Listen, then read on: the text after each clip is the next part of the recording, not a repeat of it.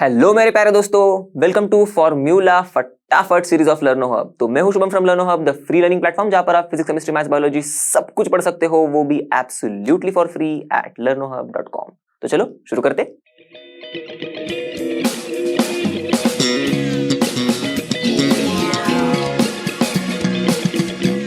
तो आज हम इस वीडियो में करने वाले हैं class 11 chemistry chapter 3 classification of elements and periodicity in properties के फॉर्मूलाज एकदम फटाफट रिवाइज। और आई होप आप सभी ने इस चैप्टर का वन शॉट वीडियो जो हमारे फेवरेट रोशनी मैम ने बनाया हुआ है वो तो जरूर देखा होगा। नहीं देखा है तो जाके देख लो, आपके कॉन्सेप्ट्स एकदम रॉक सॉलिड कर लो। फिर उसके बाद आप एनसीईआरटी सॉल्यूशंस भी देख सकते हो। तो चलो अब टाइम वेस्ट नहीं करते, फटाफट एकदम फॉर्मूलाज रिवाइज करते हैं एंड लेट्स रॉक।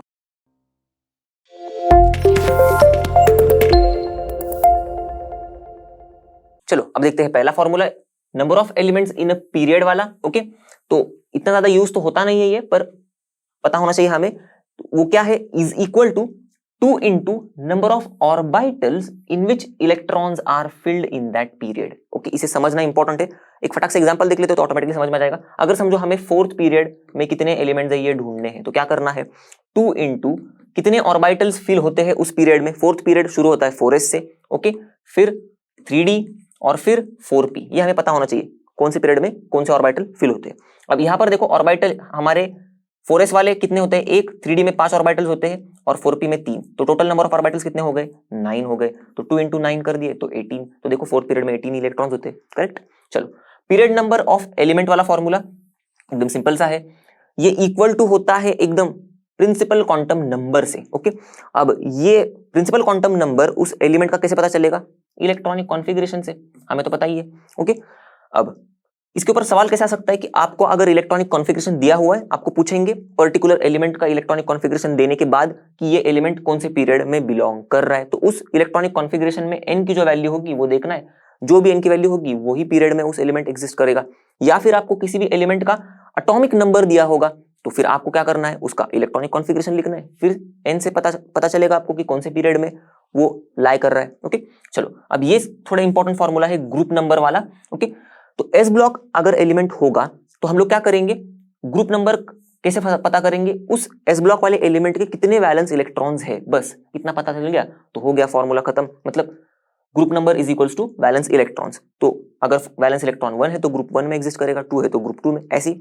तो पी ब्लॉक एलिमेंट अगर रहेगा तो ग्रुप नंबर का फॉर्मूला है group number is equals to 10 plus valence electron. उस एलिमेंट के वैलेंस इलेक्ट्रॉन में 10 ऐड कर दो, मिल जाएगा ग्रुप नंबर। और अगर डी ब्लॉक का एलिमेंट है, ओके, तो क्या करना है, इसका फॉर्मूला क्या है, group number is equals to n-1 D electron.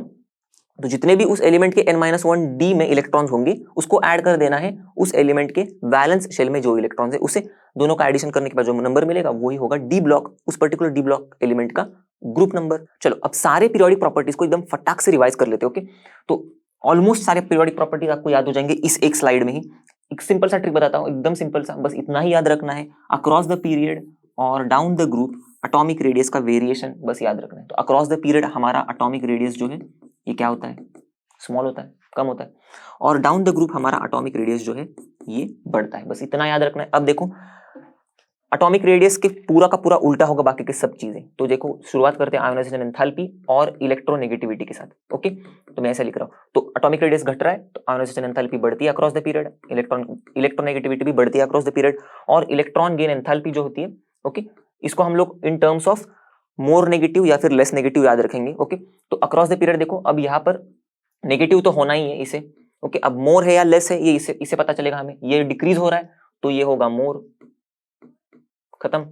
अब इस पर आते हैं, फिर से वही सेम चीज, एटॉमिक रेडियस बढ़ रहा है तो सिंपल आयोनाइजेशन एंथैल्पी और इलेक्ट्रोनेगेटिविटी क्या होगी, कम होगी। और हमारा जो इलेक्ट्रॉन गेन एंथैल्पी है ये तो नेगेटिव ही होगी, पर मोर या फिर लेस।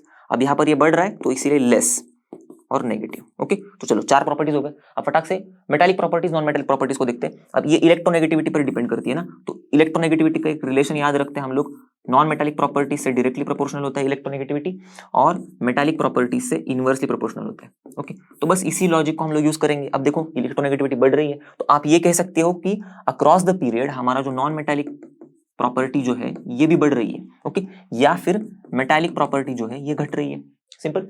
अब यहाँ पर डाउन द ग्रुप आप कह सकते हो कि अगर देखो इलेक्ट्रोनेगेटिविटी कम हो रही है तो नॉन मेटालिक प्रॉपर्टी भी क्या हो रही है, कम हो रही है, और मेटालिक प्रॉपर्टी क्या हो रही है, बढ़ रही है। देखो पूरा का पूरा एक स्लाइड में ही या फिर एक पेज में ही हम लोग ने सारे पीरियोडिक प्रॉपर्टीज, ऑलमोस्ट सारे पीरियोडिक प्रॉपर्टीज को एकदम समराइज कर दिया और याद रखने की भी एकदम झकास ट्रिक देख ली। तो इसके साथ हम लोग इस वीडियो के एंड तक आ गए हैं और आई होप आपके फॉर्मूलाज एकदम फटाफट रिवाइज हो गए होंगे और आपको बहुत मजा भी आया होगा। और जैसे कि आप सभी को पता है, लर्न ऑफ मतलब फ्री है पर बेस्ट है। तो मिलते हैं अगले वीडियो में, तब तक के लिए bye bye and have a great day.